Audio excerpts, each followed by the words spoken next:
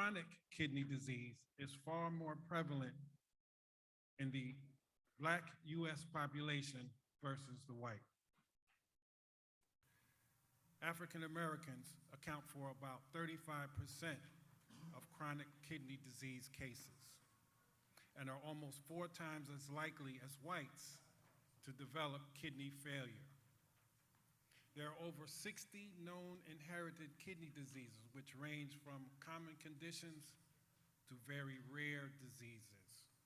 For a lively discussion on genetic implications of kidney disease and the latest in management and therapeutic advances, please welcome Kevin Mott, Kappa Alpha Psi alumni and NephCure board member, Brian Kennedy, 4-time Grammy Award winner, songwriter and producer, Joshua Albright, student advocate and influencer and associate director of community health, overseeing NephCure's health equity initiative, Deja Ivy. Welcome to you all, and thank you for the spirited discussion. Good morning, everyone. My name is Deja Ivy, and I'm Associate Director of Community Health for NephCure Kidney International. NephCure is a patient advocacy organization that focuses on rare kidney diseases. And today we'll be talking about a rare kidney disease called FSGS, which stands for focal segmental glomerular sclerosis. Try saying that 3 times.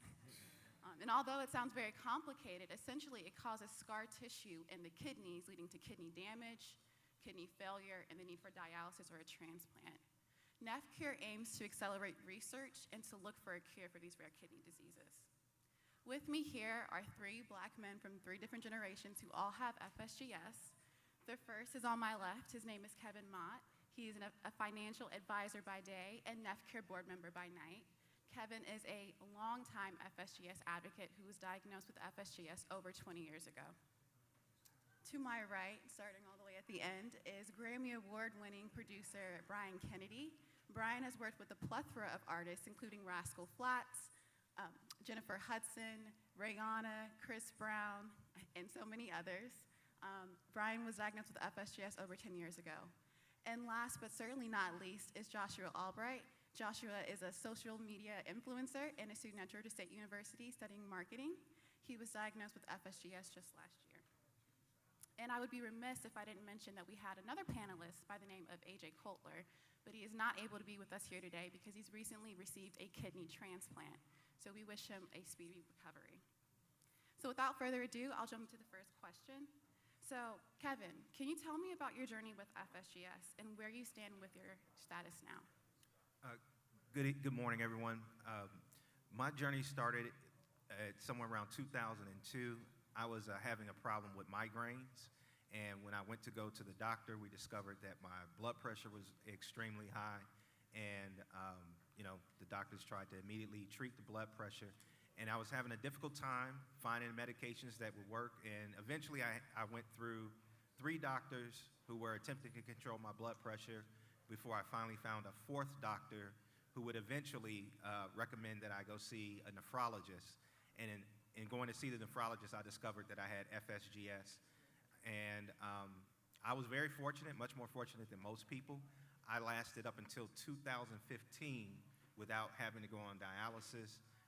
It was at that time that my nephrologist told me that I needed to start telling my friends and family members that I needed a transplant. They figured I was about 2 years away.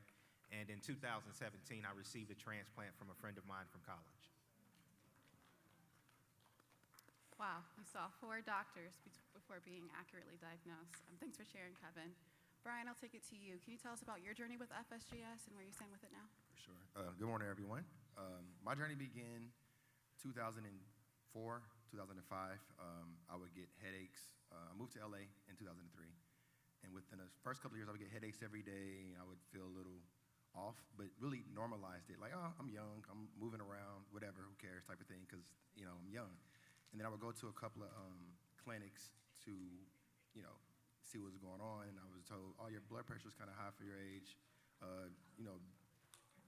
Change your diet, do this or do that. That really didn't give me the full-on clarity of what it was. And so, so forth, so on. I ended up going to the dentist to get my teeth pulled, and my blood pressure was like 225 over 100, like astronomical.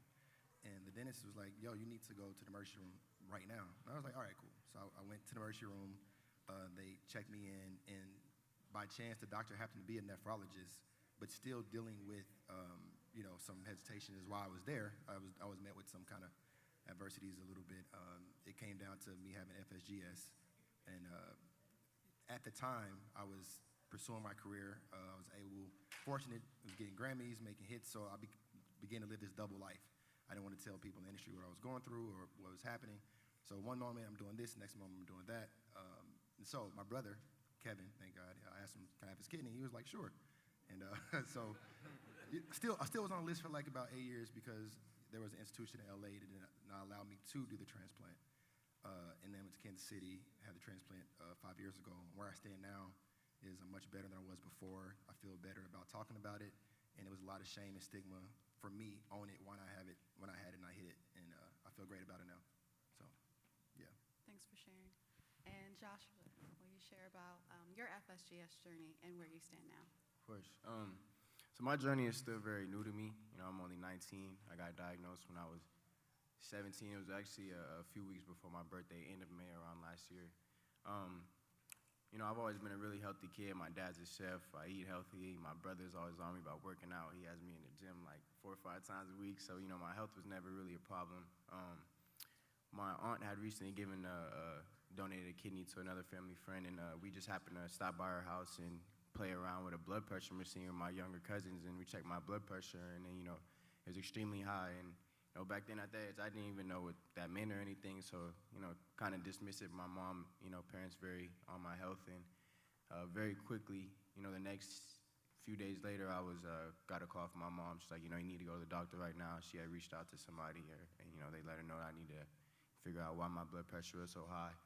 Luckily, I was blessed to be in a position where, within finding out my blood pressure was high from, joking around with a blood pressure machine about weeks, 4 or 5 weeks, I'm figuring out, meeting Dr. Shar, letting me know what I was dealing with, got diagnosed with, kidney disease, had a biopsy done, and a great opportunity to actually be in a clinical trial, which, changed my whole journey for me because that was just, it was so much easier to look at my levels and how my body was doing, and that really changed the game and helped me out, and now I'm doing a lot better. Back then I definitely was experiencing, just like Brian, headaches and not feeling too good, but after being in that clinical trial and dealing with what kidney disease was and learning about it, I'm now in a better place mentally and physically, just trying to figure out how I can use my voice, especially at my age, to reach my community and my peers and let them know that just because your body feels good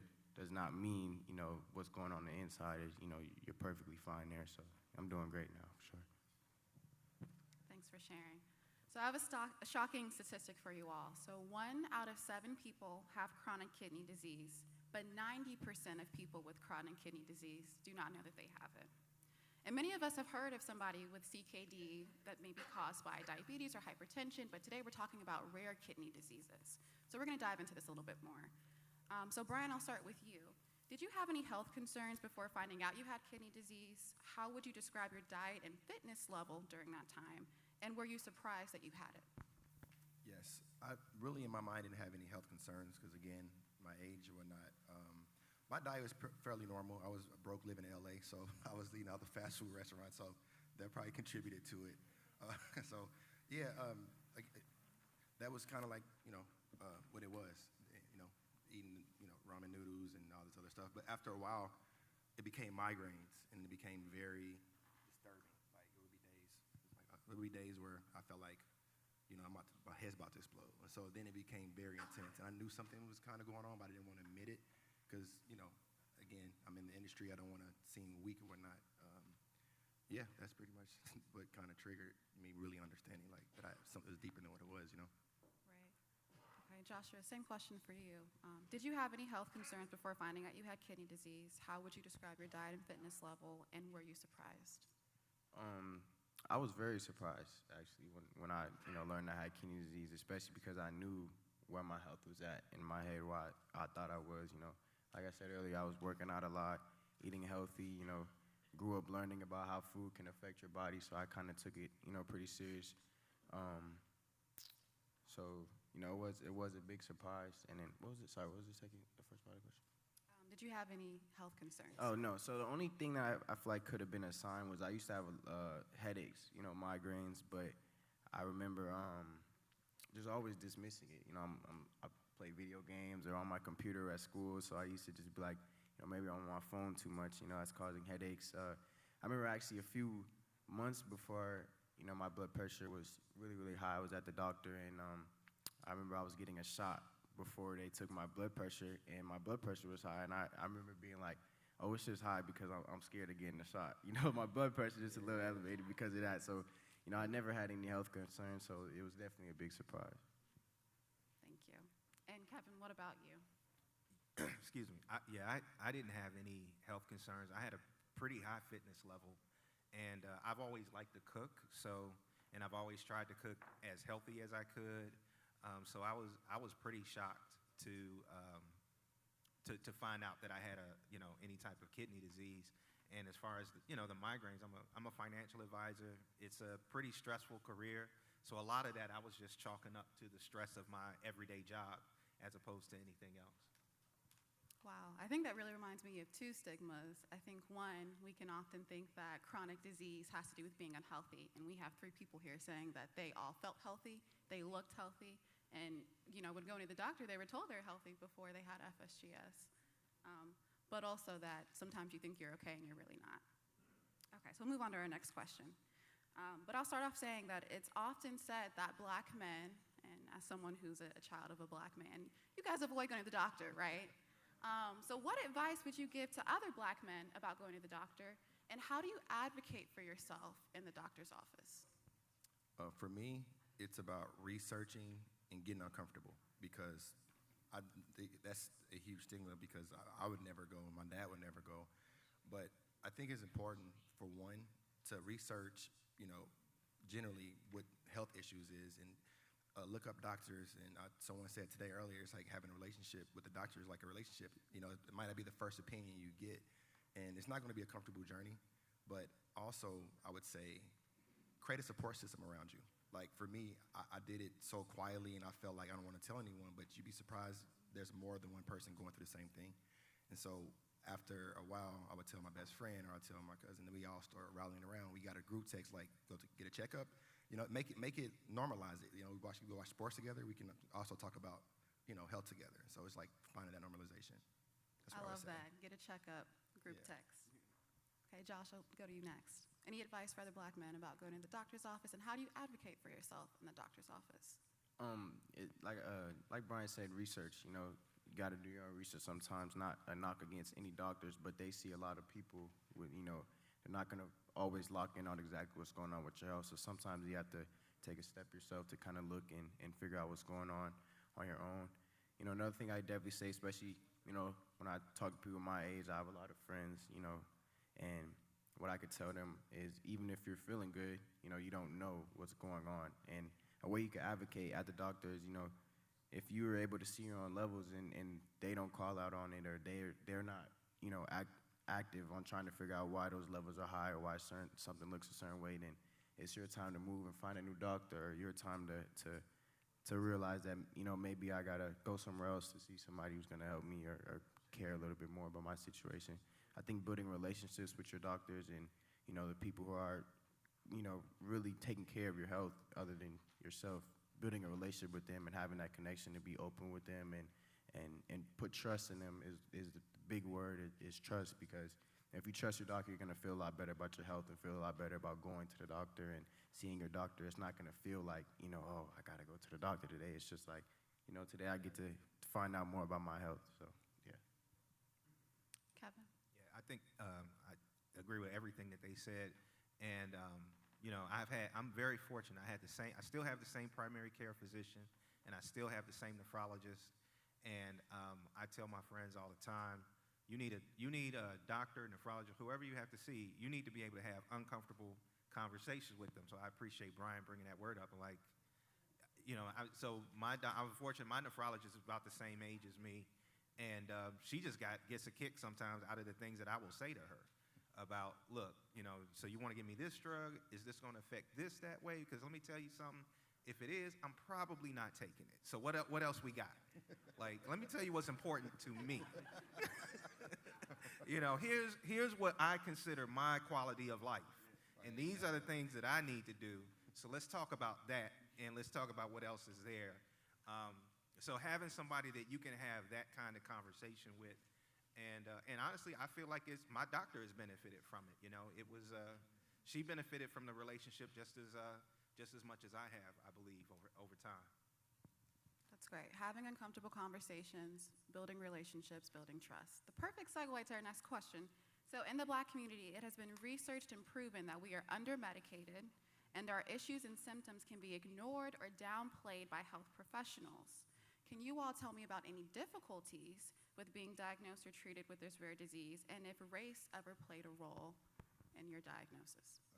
Race played a huge role in the beginning of what I went through because I was antagonized, like, why are you at this hospital? Why are you here? Is it because, literally my first time ever, getting checked into a hospital, and I was just getting questions asked after questions. So one, I thought that was normal too because I never did it. But that's, again, like he was saying earlier just now, you got to look at different doctors and you got to go through leaps and bounds, unfortunately, in this space because they will dismiss us.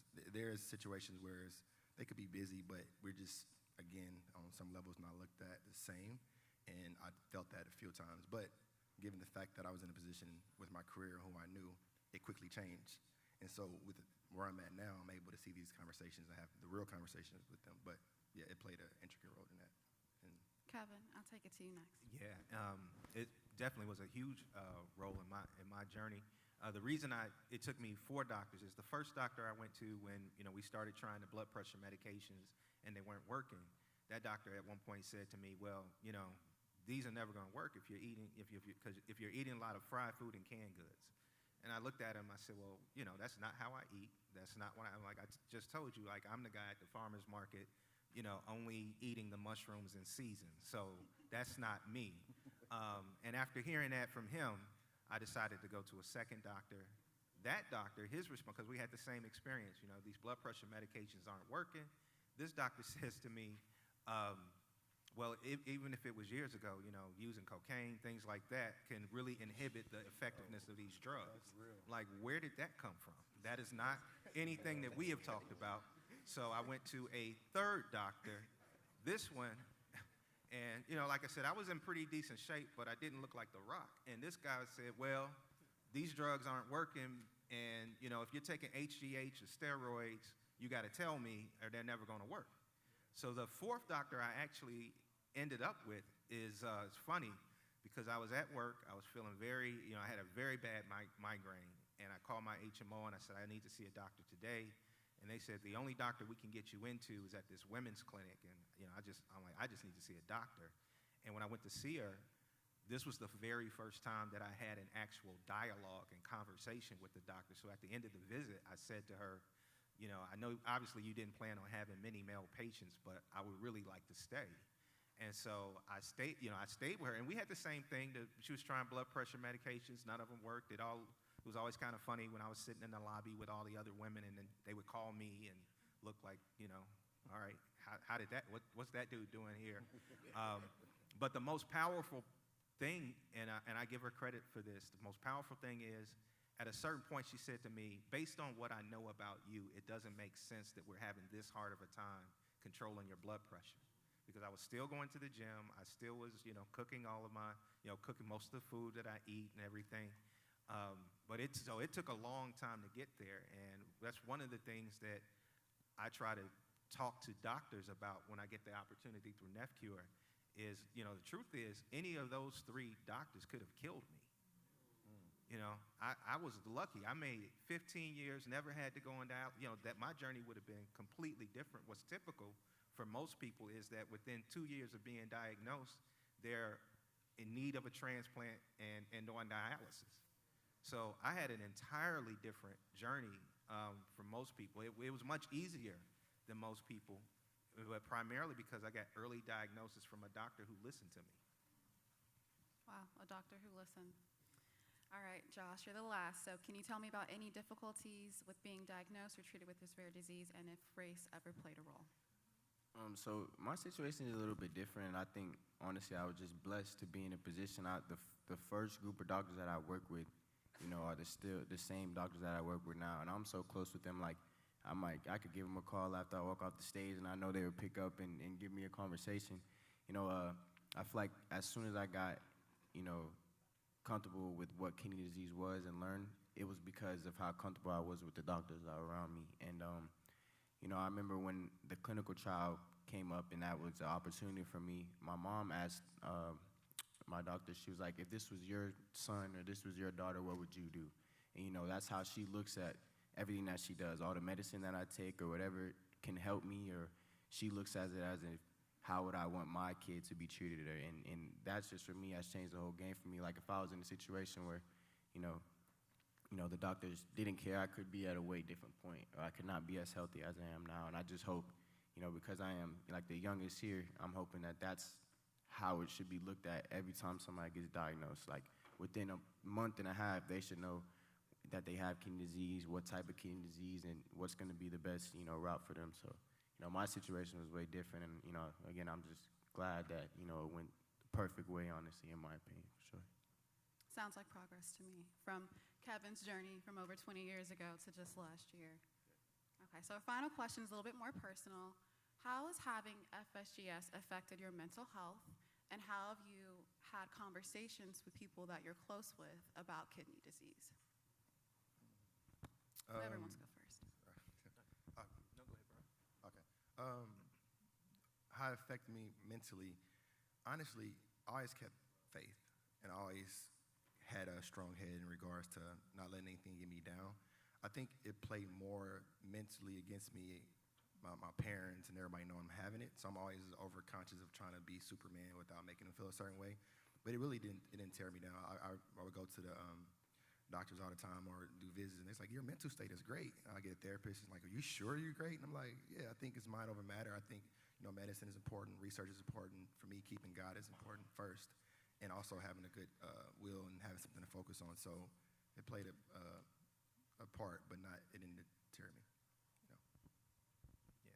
For me, I'm very fortunate in that I've always been able, whenever I hit some kind of challenge, to think about the fact that I'm really not going through anything so unique that no one else isn't going through it. And I always think about the positives that I had. So when I was going through 3 different doctors, I said, well, I'm glad I got the health care where I can just go to another doctor. I'm glad that I'm the type of person that will look at a doctor and say, I don't know what you're talking about. I'm moving on.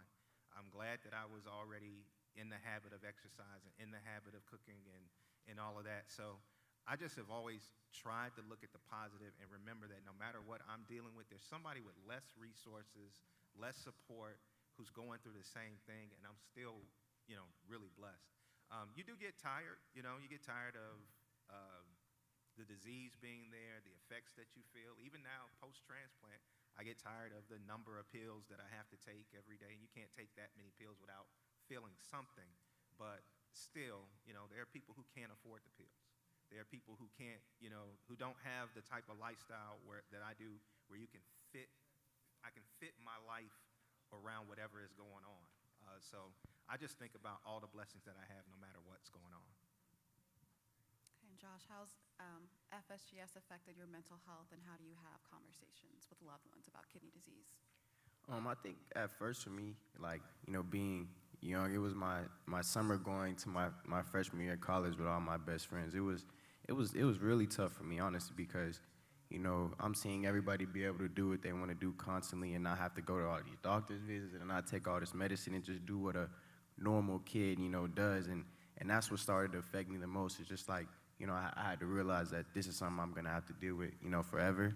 And that, I was definitely with some long nights and hard times, but I have 5 other siblings and a brother who also now, deals with kidney disease too.